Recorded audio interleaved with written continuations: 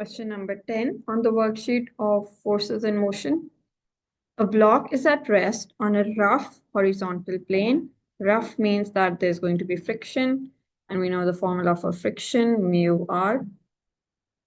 The coefficient of friction between the block and the plane is 1.25. This is the value of mu, the coefficient of friction.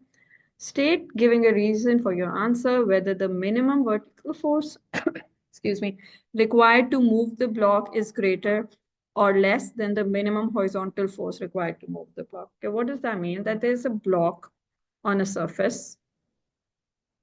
What a nice block. Anyway, so there is a vertical force acting on it, which is going, there are actually two. There's weight acting on it. Weight is equals to mg in this direction. And then there's a normal contact force acting on it, r, in the upward direction. Okay. And then there's a horizontal force acting on it. Let's say the direction of motion is this. Let's say this is the horizontal force acting on it. And then against that, there's a friction acting on it, which is equals to mu r. Okay, let's find the value of mu r. Mu is 1.25.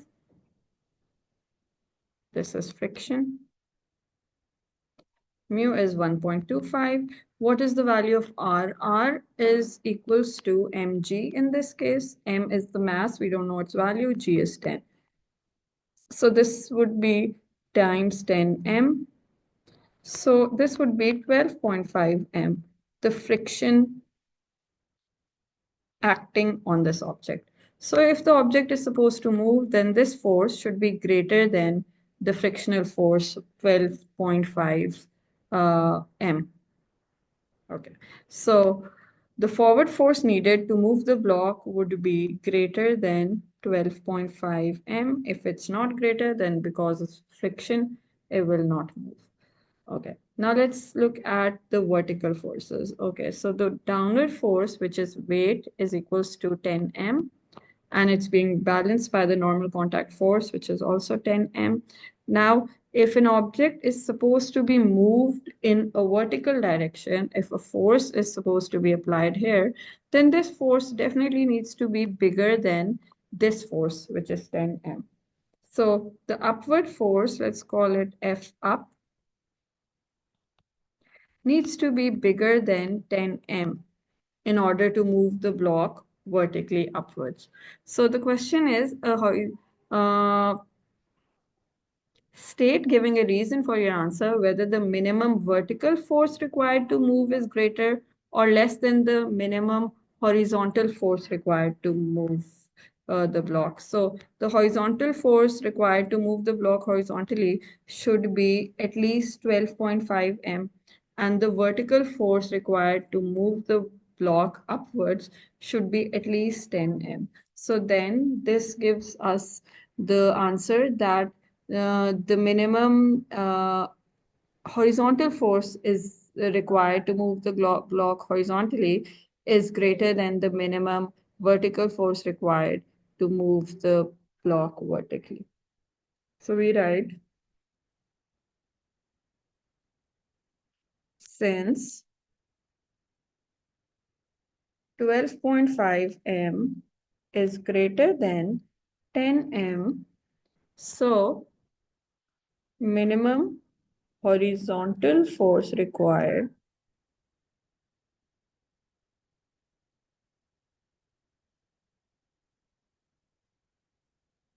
is more than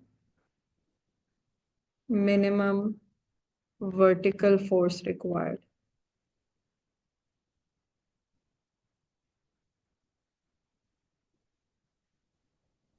So minimum vertical force is less, minimum horizontal force is more.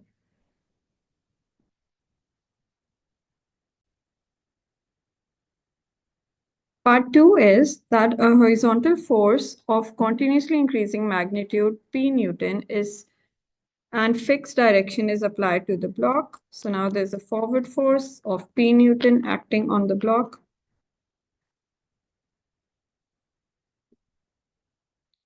Given that the weight of the block is 60 Newton, so this downward force is 60.